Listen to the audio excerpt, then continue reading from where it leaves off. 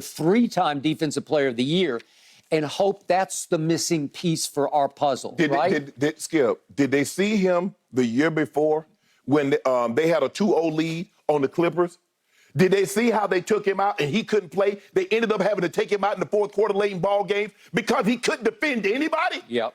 When they take him outside of the paint, when he just can't stand in the paint, Skip, and hold his arms out, what is he? I don't know, but I'm not being a hypocrite here. Anytime we've ever discussed this man on this show, I have said he's soft, and I've said that the more I watch him, the less I see. I have no idea how he won 3 Defensive Players of the Year. I forgot about one because he didn't deserve that one. The point is, I don't get him.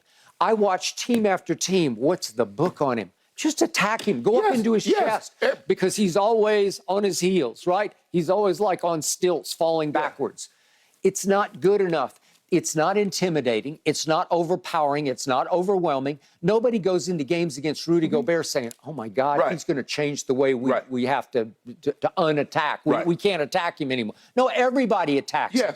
So what was Minnesota seeing that the rest of us weren't? I don't know. I don't know. And sometimes, Skip, if you thought that was going to change your franchise, well, hell, maybe you need to pass your job title on to somebody else. Skip, look, we all have, there's all perceptions, there are stereotypes. He's French. And a lot of times they say, well, he's soft, the way he speaks. And I get it. By the way, Tony Parker is French, and he was not soft. But go ahead. He's a big and Skip. And people, and I've always hated this. I hate when people take advantage of the weak, and they view him as being weak. And instead of trying to put your arm around him and embracing him, you try to beat him down. You try to break his confidence. And I don't like that. Even though I don't know, Skip, I don't know Rudy. If I saw him walking down the street, obviously I was like, damn, yes, that's Rudy Gobert. Yes, you but I don't know the man. Okay, I just know people. By all accounts, he's a genuinely nice guy. Thank you. Okay, and sometimes they take kindness for weakness. They do. I agree. Oh, he's so humble. Oh, he's so this. He's so that. Let me walk over him. Okay. Okay. So he finally did stand up for himself, and it cost him this game. But I'm going to say it again. Are we sure that management didn't sit back and say, wait a second, what do we have to lose here? Let's go ahead and suspend him, quote unquote, for this game. Let's roll some new dice here because, I'm going to say it again, they did win 8 of the 12 games that he did not play. Let's see if Karl Anthony Towns can raise his level, which he has been known to do against Anthony Davis, right? Yes. Let's see if he can make 5 or 6 threes. Let's see if Ant-Man, who is extraordinarily athletically explosive, let's see if he can take over stretches of this game. Let's see if Kyle Anderson can kind of orchestrate and kind of be our sort of maestro on offense and defense because he is kind of their quarterback. Yeah, he is. Okay. Let's see if he can do it. And listen, Mike Conley. Yeah, why ain't he the leader? Why he wasn't talking to Rudy Gobert? He played with him in Utah. He knows him better than anybody. And he is the senior leader on this team. But again, Mike Conley, tonight, watch him. He'll play very well because he always plays very well. He is somewhat limited because he's the complete flip of Rudy Gobert. He's too little. Like, how tall is Mike? 5'11"? I don't know what he is. And the other guy's 7'1". Okay? But Mike Conley, you want to talk about heart and know-how? He's got it all. So I'm assuming he's going to play at a pretty high level tonight.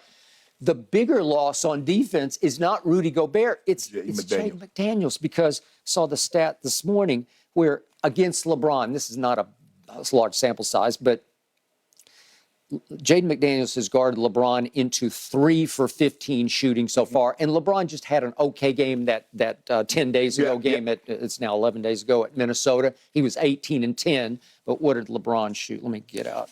Was that the game he had the triple-double? I can't remember if he had a triple-double. He shot 7 of 19. So he wasn't his usual efficient from the floor.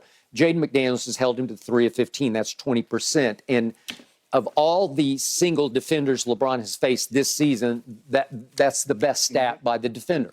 Well, everybody knows he's pretty good. And he can help defend LeBron because he's a bigger, longer player. Okay, so that takes away that should be advantage LeBron tonight. It should be advantage Lakers.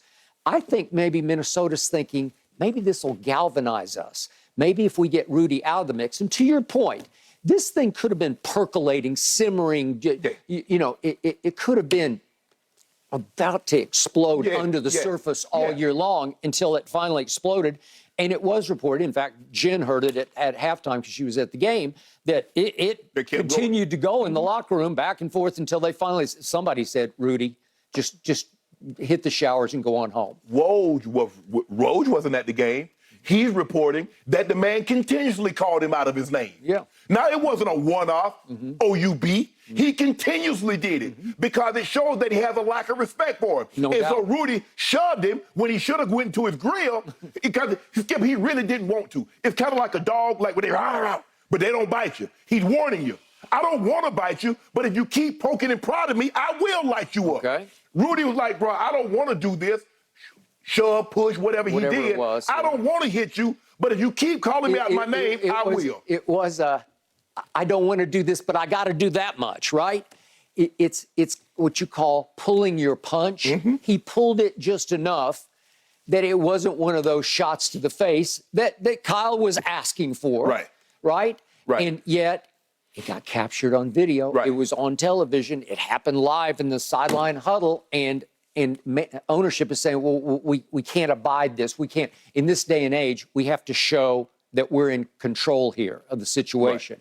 But I also think they have a better shot tonight without Rudy Gobert. I'm not going to disagree, Skip, but I look Anthony Edwards after the game. He says, I want to be surrounded by a group of guys who got one common goal. Team chemistry is everything in a situation like the Milwaukee Bucks, for example. All about winning and togetherness. I just want what's best for my future. Okay. That ain't just Rudy Gobert. Yeah. He ain't just talking about Rudy. He said a group of guys. Rudy is one guy. A group. Okay, Minnesota. Okay. So the point spread predictably has gone from what we had yesterday at 6.5, Lakers -6.5 to Lakers -8. And it'll probably go up to 9 before tip-off. Your Lakers should take care of this business tonight. Yes, they they took should. care of this team at much that they didn't have Nas Reed, who's out for the rest of the year, but at relatively full strength. They took care of them 11 nights ago at Minnesota. Correct. This is the one where the old thing that Dick Motti used to teach me about the NBA, the wounded tiger syndrome, is you better beware the wounded tiger because he's going to come out scratching and clawing. The first quarter is crucial tonight. Starting with LeBron, he cannot do what he did against the Clippers. It was back-to-back. He had just spent himself at Utah by having to play the extra 5 minutes, and he redeemed himself and took over the game in overtime at Utah against what was left of the Utah Jazz.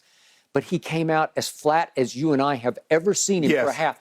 Cannot tonight. You're rested up. You got to come out, and to proverbially, you got to step on throat right away because this team is teetering.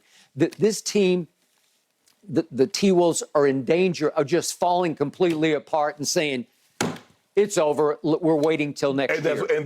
Well, no, you can wait till Thursday night. They got to do it. Wait till you put Thursday night. They got a second. They got a mulligan. Right. Yes. But you're right, Skip. Go ahead and jump on them early. Let them know that, hey, tonight's not our night. Tonight's their night. We got a second chance to get the 8th seed and move on. Don't have this thing come down to the fourth quarter. It's a possession ball game here or there. You could be in trouble. Yeah, you're asking for trouble. You're asking for trouble. They did impress me in the second half the other day. That they were really good without Rudy in the second half, and obviously without Jalen and without Nas and without.